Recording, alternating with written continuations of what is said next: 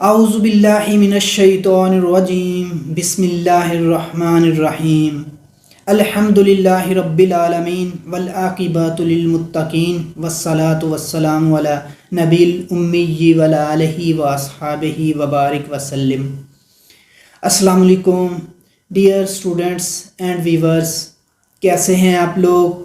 امید کرتا ہوں سب خیریت سے ہوں گے۔ ڈیئر اسٹوڈنٹس، آج کی یہ ویڈیو کوئی لا کا لیکچر نہیں ہے، بلکہ کچھ گزارشات جو کہ رمضان المبارک کے ماہ مقدس کے حوالہ سے تھیں، آپ کے ساتھ ڈسکس کرنا تھیں۔ دراصل عام طور پر ہم سب مسلمان پورا سال نماز اور قرآن مجید پڑھتے ہیں اور اللہ پاک سے اپنی بخشش طلب کرتے ہیں، اور اللہ پاک کے خاص کرم، رحم اور فضل کے لیے دعا کرتے ہیں۔ اور خاص طور پر رمضان المبارک جو کہ برکتوں اور رحمتوں کا مہینہ ہے، اور اللہ پاک کی خاص توجہ جو ہے وہ اپنے مقرب بندوں کی طرف ہوتی ہے، تو اس ماہ مقدس میں ہم لوگ خاص طور پر نیکیوں کا اہتمام کرتے ہیں تاکہ اپنی اور اپنے پیاروں کی بخشش کا کچھ سامان کر سکیں۔ اسی سلسلہ میں ڈیئر اسٹوڈنٹس، ویورز، میں بھی قرآن مجید کی تلاوت کرتا ہوں اور خاص طور پر سیرت کی بکس پڑھتا ہوں۔ عام طور پر تو پورا سال ایک مطالعے کا میرا شوق ہے، اس کو پورا کرنے کے لیے سیرت کی جو بکس ہیں اس کو پڑھتا رہتا ہوں۔ بہت ساری بکس میری لائبریری کا حصہ بھی ہیں، جس میں ضیاء النبی، سیرت مصطفیٰ اور ڈاکٹر اسرار صاحب کی بکس ہیں۔ اس کے علاوہ جو بھی بکس ملتی ہے میں کوشش کرتا ہوں اس سے علم کے موتی چن سکوں۔ اب خاص طور پر رمضان المبارک میں ہم سب ان چیزوں کا اہتمام کرتے ہیں۔ آپ نے دیکھا ہوگا کہ یوٹیوب پر علماء کرام سیرت طیبہ پر بہت سارے لیکچرز دیتے ہیں، اور آلریڈی بہت سارے لیکچرز موجود ہیں، لیکن میرا شوق تھا سیرت طیبہ کے متعلق ایک ویڈیو سیریز بناؤں۔ بس انسانی غفلت اور کچھ مصروفیت کی بنا پر یہ شروع نہ کر سکا، لیکن اب اللہ پاک نے توفیق دی، اور آج یہ ہماری پہلی ویڈیو ہے، اسی سلسلے کی ایک کڑی ہے۔ ڈیئر ویورز، یہ میرا شوق ہے، اس شوق کی تکمیل کی خاطر میں یہ ویڈیو بناؤں گا۔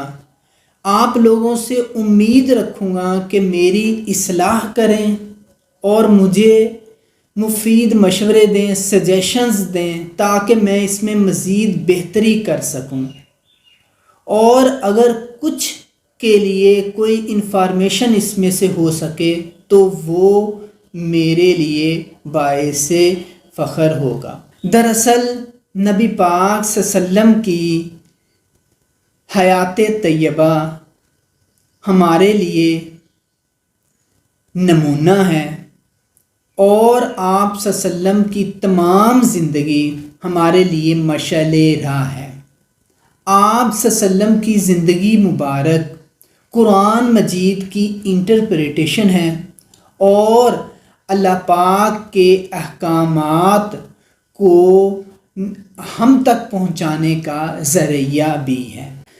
جی تو ویورز، آج کی ہماری یہ پہلی ویڈیو عرب ٹیریٹری کی انٹروڈکشن، اس کا محل وقوع اور اس کے جو علاقے ہیں، عرب جو سرزمین ہے، اس کو کن کن حصوں میں تقسیم کیا گیا ہے، اس کے بارے میں آج ہم ڈسکس کریں گے۔ عرب جو ٹیریٹری ہے، دراصل یہ ایک جزیرہ نما علاقہ ہے جو کہ براعظم ایشیا کے انتہائی جنوب مغرب میں واقع ہے۔ اگر ہم جو عرب ٹیریٹری ہے، یہ جو جزیرہ نما علاقہ ہے، اس کو میپ پر دیکھیں تو اس کے جنوب مغرب میں بحیرہ احمر ہے، جنوب میں خلیج عدن ہے اور بحیرہ عرب ہے۔ اس کے بعد شمال مشرق میں خلیج عمان واقع ہے۔ اس کے بعد خلیج عمان کے ساتھ خلیج فارس، جس کو خلیج عرب بھی کہا جاتا ہے، وہ واقع ہے۔ اس کی شمالی سرحد پر، جو کہ خلیج فارس سے شروع ہو کر خلیج عقبہ تک چلی گئی ہے،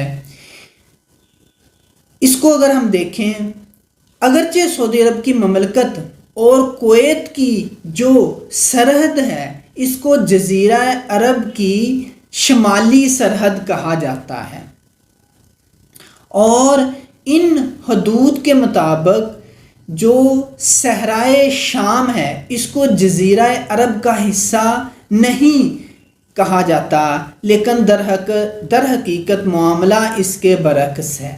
یہ علاقہ اپنی طبعی اور جغرافیائی خصوصیات اور آبادی کے لحاظ سے جزیرہ عرب کا ہی ایک حصہ ہے۔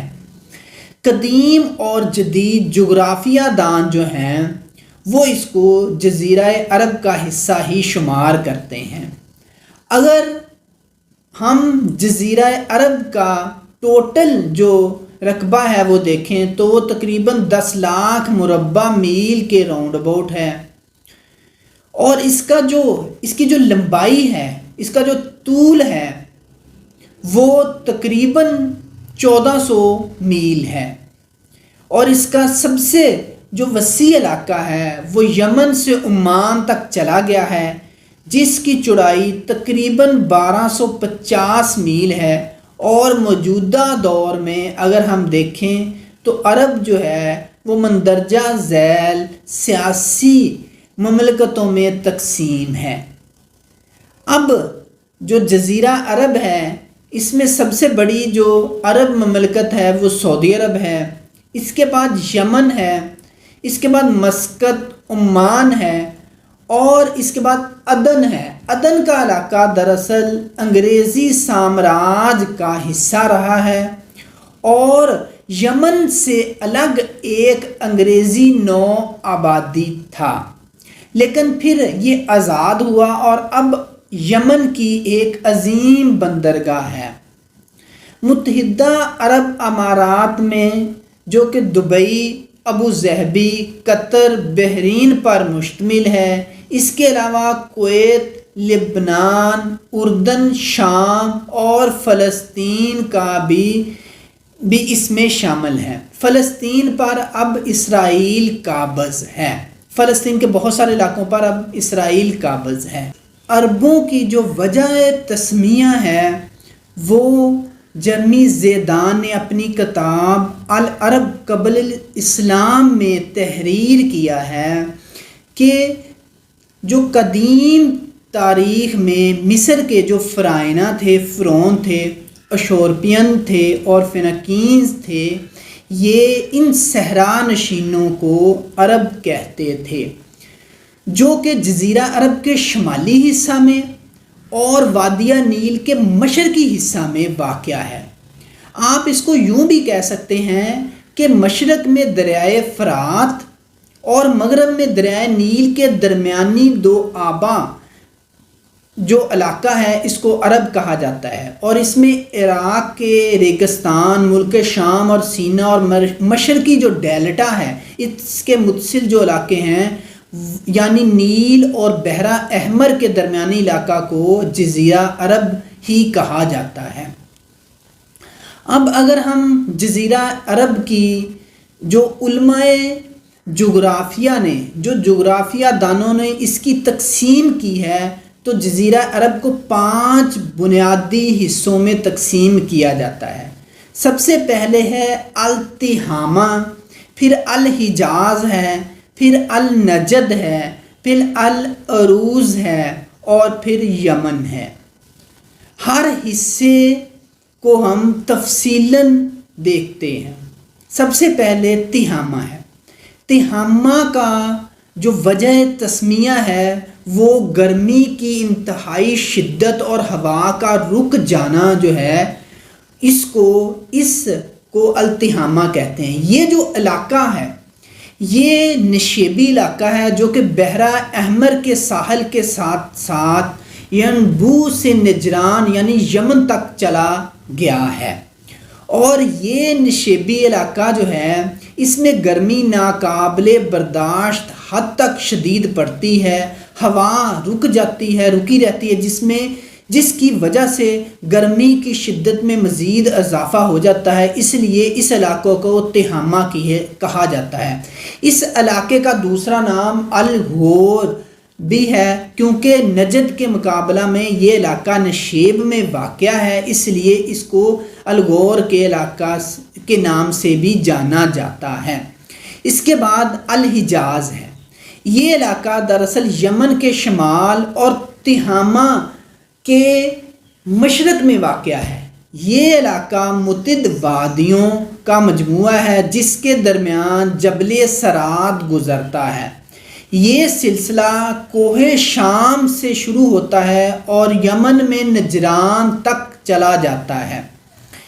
ایک فرانسیسی محقق اس کے بارے میں لکھتا ہے کہ یہ ایک پہاڑی اور ریتلی زمین کا علاقہ ہے جو کہ بحرہ احمر کے ساتھ چلتا ہے۔ اس میں 2 مقدس شہر بھی آباد ہیں، مکہ مکرمہ اور مدینہ طیبہ۔ حجاز کو اس لیے بھی حجاز کہا جاتا ہے کہ یہ تہامہ اور نجد کے درمیان حد فاصل جو ہے وہ قائم کرتا ہے۔ اس کے بعد جو ہے وہ نجد کا علاقہ ہے۔ یمن کے جنوب میں اور صحرائے سماوا کے شمال میں پھیلا ہوا یہ علاقہ ہے۔ عروض اور عراق کے ایک جانب واقع ہے۔ اس کو نجد اس لیے کہا جاتا ہے کہ اس کی سطح تھوڑی سی اونچی ہے۔ یہ علاقہ نشیبی نہیں ہے بلکہ یہ اونچائی کا علاقہ ہے، اس لیے بھی اس کو نجد کہا جاتا ہے۔ اس کے بعد یمن کا علاقہ ہے۔ یہ نجد کے علاقے سے بحرہ ہند کے جنوب اور بحرہ احمر کے غرب سے گزرتا ہے اور مشرقی طرف سے یہ حضر الموت اور عمان سے ملا ہوا ہے۔ یمن اور حضر الموت کے میدانوں میں کئی داخلی لڑائیاں بھی ہوئی ہیں، عربوں کی داخلی لڑائیاں بھی ہوئی ہیں اور بیرونی حملہ آوروں کے ساتھ مارکہ آرائی بھی ہوئی ہے۔ دراصل یہ جو علاقہ ہے یہ مختلف قافلوں کی گزرگاہ بھی رہا ہے، اس لیے اس علاقہ یہ امپورٹنٹ یا اپنی ایک مخصوص اہمیت رکھتا ہے۔ اس کے بعد العروض کا علاقہ ہے۔ العروض یہ علاقہ دراصل عمان، بحرین اور یمامہ پر مشتمل ہے۔ اس کی وجہ تسمیہ یہ ہے کہ یہ یمن، نجد اور عراق کے درمیان حد فاصل قائم رکھتا ہے۔ یہ عمان اور بحرین پہلے جزیرہ عرب سے الگ تھے۔ اس کی 2 وجہیں تھیں، ایک تھی طبعی وجہ اور دوسری تھی سیاسی وجہ۔ طبعی وجہ تو یہ تھی کہ ان کے درمیان اور جزیرہ عرب کے درمیان وسیع و عریض صحرا، جنگل اور خشک ریگستان واقع تھا، اس لیے دونوں علاقوں کے لوگوں کا ملنا جلنا تھوڑا کم تھا۔ اور سیاسی وجہ یہ تھی کہ عمان اور بحرین کی جو حکومتیں تھیں وہ ایران جو کہ ایک غیر عرب مملکت تھی اس کے زیر نگیں تھیں، اس لیے بھی یہ عرب علاقے سے الگ ہی رہا ہے۔ اب ایک عام طور پر خیال کیا جاتا ہے کہ کیا سارا عرب جو ہے وہ بنجر، بے آب و گیا اور ریگستان پر مشتمل ہے؟ تو ڈیئر ویورز، ایسی بات نہیں ہے۔ عام طور پر یہی سمجھا جاتا ہے کہ عرب جو ہے وہ وسیع و عریض ریگستان پر مشتمل ہے یا پھر بنجر اور بے آب و گیا ہے اور یہاں پر پانی ملنا نہایت مشکل ہے۔ تو ایسی وجہ نہیں ہے، بلکہ جزیرہ عرب کے مختلف علاقوں کا اگر سروے کیا جائے، دیکھا جائے، تو بہت سارے ایسے علاقے ہیں جو کہ اپنی زرخیزی کے لحاظ سے اپنی مثال آپ ہیں، اور وہاں کے لوگ جو ہیں وہ انہوں نے وہاں پر آبپاشی اور زراعت کے وسائل جو ہیں ان کو بروئے کار لاتے ہوئے وہاں پر زراعت کی۔ اس کے علاوہ بہت سارے ایسے علاقے ہیں جو کہ سرسبز و شاداب ہیں۔ اگر ہم جزیرہ عرب کے جنوب میں حضرموت کا علاقہ دیکھیں تو یہ علاقہ زمانہ قدیم سے ہی بخور کی پیدائش میں عالمی شہرت کا حامل ہے، اور اس کے بعد خلیج فارس کے کنارے پر الحسا کا وسیع و عریض خطہ ہے جس کی زمین زرخیزی میں اپنی مثال آپ ہے۔ اس کا سارا رقبہ جو ہے وہ زراعت کے قابل ہے اور وہاں پر زراعت ہوتی بھی ہے۔ اس کے بعد مغربی ساحل بے شک پتھریلا علاقہ ہے، لیکن اس کے ساتھ ساتھ بہت ساری چراگاہیں ہیں جہاں پر مال مویشی، گھوڑے اور بکریوں کے لیے کی پرورش کے لیے وسیع وسائل موجود ہیں، ٹھیک ہے۔ اس کے علاوہ جو عرب کے وہ علاقے جو زراعت کے قابل نہیں ہیں، اس کی بنیادی طور پر جو ہیں وہ 3 قسمیں ہیں۔ سب سے پہلے ہے الحرا، یہ الحرا کی جمع ہے۔ یہ وہ زمین ہے جہاں پر کسی زمانہ میں آتش فشاں پھٹا اور اس سے بہنے والا مادہ جو تھا وہ جم گیا اور اس نے سیاہ رنگ کے پتھروں کی شکل اختیار کر لی، جس کی وجہ سے یہاں پر زراعت جو ہے وہ ناممکن ہو گئی۔ یہ عام طور پر ایسا بھی ہوتا رہا ہے کہ آتش فشاں پہاڑ جو تھے وہ وقتاً فوقتاً ان میں سے لاوا نکلتا رہا اور اس نے وہ جو زمین تھی اس کو زراعت کے قابل نہ چھوڑا۔ اس کے بعد دوسرا جو علاقہ ہے وہ الدہنا ہے۔ یہ وہ علاقہ ہے جس کے اوپر سرخ رنگ کی ریت کے ڈھیر لگے ہوئے ہیں، مطلب کہ یہ ریتلا یا صحرائی علاقہ ہے۔ یہ شمال میں نفوس سے لے کر جنوب میں حضرموت اور محرز سے لے کر مغرب میں یمن تک پھیلا ہوا علاقہ ہے اور مشرق میں عمان تک چلا جاتا ہے۔ اس کا رقبہ تقریباً 1,30,000 کلومیٹر کے راؤنڈ اباؤٹ ہے۔ اس میں ریت کے ٹیلوں کا ایک طویل سلسلہ ہے جس کی جو بلندیاں ہیں وہ مختلف ہیں۔ اس میں ہوائیں چلتی رہتی ہیں اور ریت کے ٹیلے اپنی جگہ چینج کرتے رہتے ہیں۔ اس کے بعد النفود کا علاقہ ہے۔ یہ بھی وسیع و عریض علاقہ ہے، یہ بھی صحرا پر مشتمل ہے۔ یہاں پر بھی ریت کا وسیع و عریض اور ٹیلوں پر مشتمل جو ہے وہ ایک سلسلہ ہے۔ یہ ریت ادھر ادھر ہواؤں سے ہوتی رہتی ہے اور ٹیلے اپنی جگہ تبدیل کرتے رہتے ہیں۔